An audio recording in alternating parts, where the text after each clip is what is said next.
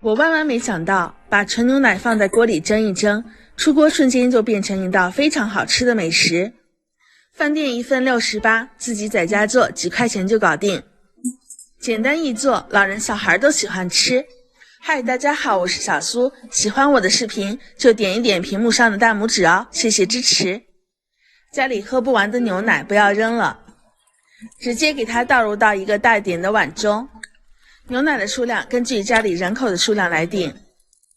接着重新準備一個小碗，往裡面打入3顆清洗乾淨的新鮮母雞蛋，圈個好霧。接下來使用蛋清分離器，使蛋黃和蛋清分離，蛋黃留着炒菜吃。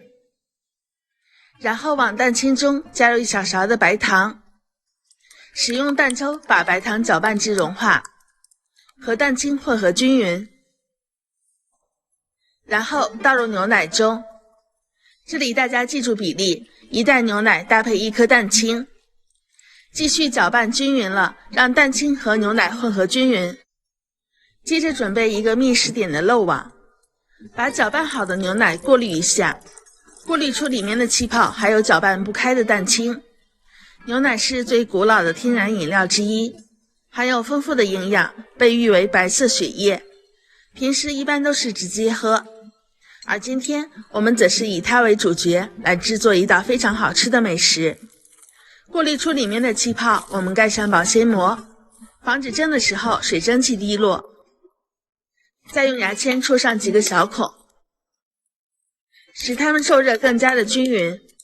鍋中水開，把盛有牛奶的容器放進來，蓋上蓋子，開中大火計時半小時。利用這個時間，我們準備上一些葡萄乾，還有蔓越莓乾。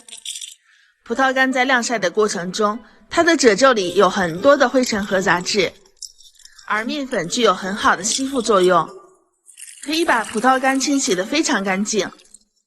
我們先這樣來回的抓拌搓洗，多清洗上幾次，一直清洗到水清澈為止，乾乾淨淨，吃的也放心。接着我們準備幾顆花盆裡摘的草莓，去掉根蒂，然後從中間對切2半，然後再從中間對切一下。一個小草莓我們切成4份，切好之後裝入盤中備用。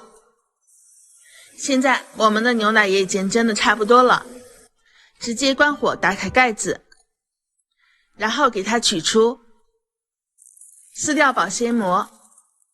哇，一股淡淡的奶香，真的是太好聞了。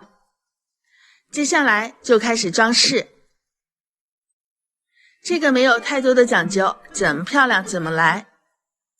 我們先裝飾上2圈，大家看一下，蒸好的牛奶就像布丁一樣，特別的絲滑。這樣蒸好的牛奶布丁細膩嫩滑，似嬰兒肌膚般吹彈可破，吃起來有股淡淡的奶香。再搭配上各種水果，酸甜爽口，放在冰箱冷藏之後則更加的好吃。以後不要再給小朋友買果凍了，學會它，好吃又健康。喜歡就收藏起來試試吧，我們下期見。